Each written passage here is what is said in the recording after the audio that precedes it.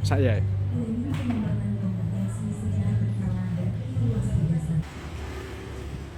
Kondusif nggak?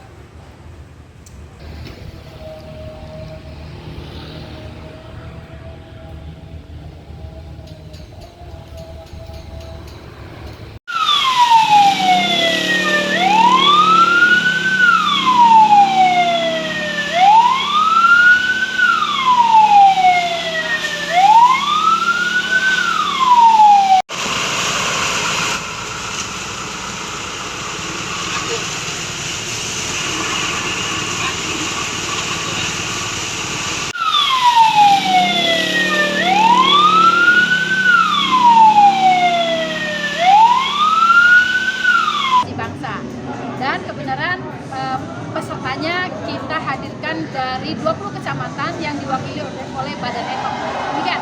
Oh, berarti ini yang di Dapil 1 ini seluruh kecamatan ikut berlomba di sini, Bu ya? Betul. Dari 20 kecamatan turun semua ke sini hari ini. Itu lomba. Untuk kegiatannya apa aja, Bu, di sini, Bu?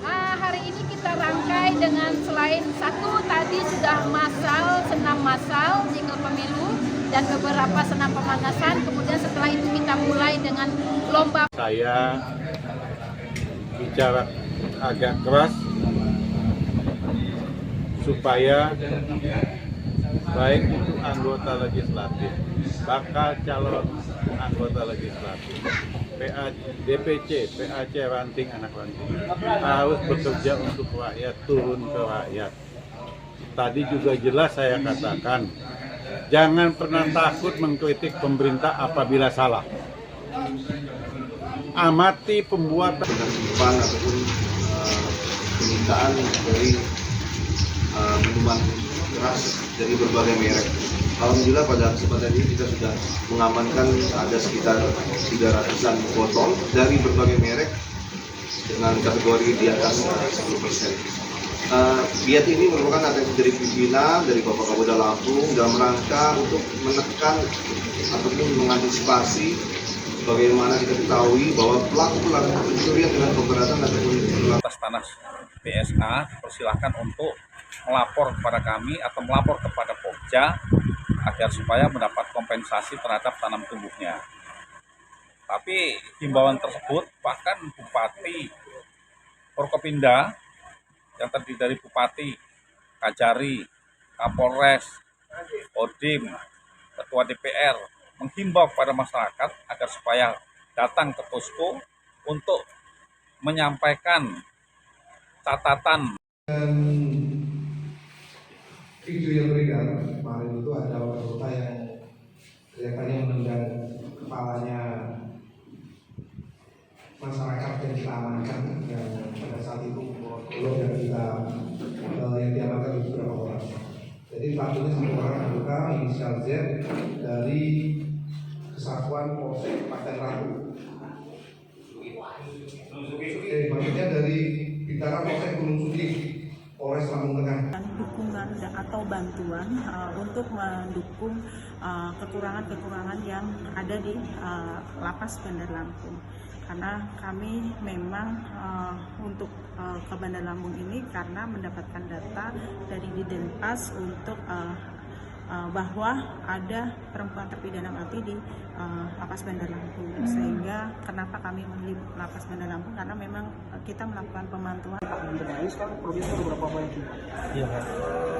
Dari 200 ruas jalan lingkungan itu mungkin sudah terbangun kira-kira 150-an. Seluruh Bandar Lampung ya, dari panjang sampai ke Raja Basa sampai ke 20 kecamatan. Anggarannya berapa yang kena? Anggarannya sekitar 2023 itu sekitar 80. Sampai kapan Pak targetnya, Pak? Sampai Desember 31 Desember 2023. 80 miliar ya, Pak? Ya. 17 September 2023 di Jalan Tol KM 12 Telungke.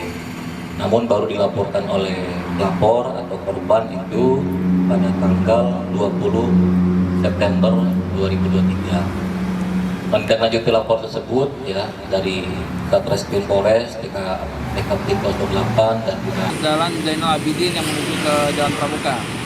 Jadi memang untuk mengawali kegiatan ini yang sudah dilakukan 2 kali, kita geruduk dulu nih bareng-bareng semua di Jalan Antasari.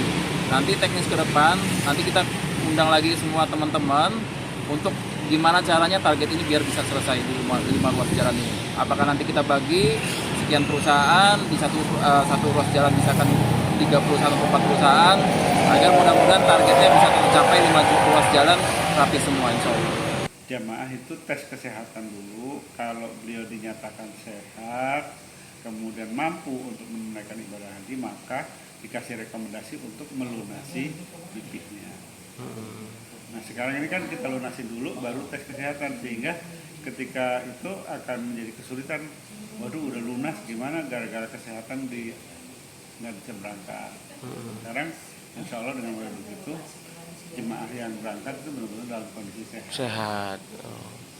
Dan ijazah yang hilang, kami sangat mengapresiasi kepada pihak kepolisian Polresta Bantar Lampung yang sudah mengeluarkan surat pemberitahuan dimulainya penyidikan pada tanggal 8 September 2023.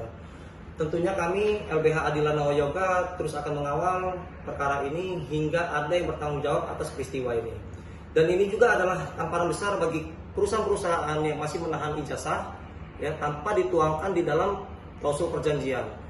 Karena ijazah itu masuk dalam kategori dokumen. Kami sangat mengapresiasi kepada pihak kepolisian Polresta Bantar Lampung yang sudah mengeluarkan surat pemberitahuan dimulainya penyidikan pada tanggal 8 September 2023. Tentunya kami LBH Adilana Yoga terus akan mengawal perkara ini hingga ada yang bertanggung jawab atas peristiwa ini. Dan ini juga adalah tamparan besar bagi perusahaan-perusahaan yang masih menahan ijazah ya tanpa dituangkan di dalam klausul perjanjian. Karena ijazah itu masuk dalam kategori dokumen berharga.